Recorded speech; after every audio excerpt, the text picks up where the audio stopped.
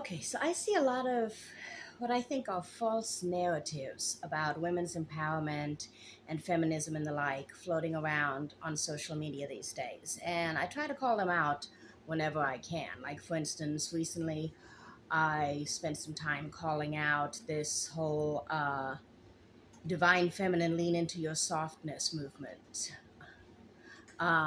So another one that I've seen lately is a version of what claims to be about decentering men that's actually kind of toxic and harmful to women. So it's these videos that I see mainly on Instagram.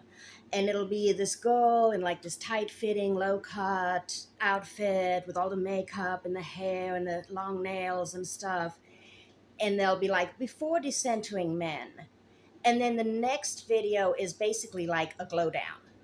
It's her in sweats with her hair undone, minimal or no makeup, no fake nails. And it'll be like, before I cut men out of my life. So there's two narratives there that are both very disingenuous. One is that decentering men necessarily means dressing for the blind test, which is dressing as if no one was looking, which, generally for most people would default towards comfort clothes. But like, just myself as an example, I dress for comfort like 96% of the time. Like, I don't give a fuck. But I will also dress like a pretty princess when I want to. And there's nothing wrong with either one of those. And telling women that decentering men has something to do with the way they dress. And in fact, even worse, telling women that the way they dress is reflective of whether they have decentered men or not is toxic, limiting, and is the patriarchy twisting the message of decentering men to limit and harm women. The second message I see in this that I think is also disingenuous is that decentering men means cutting men out of your life or having nothing to do with men.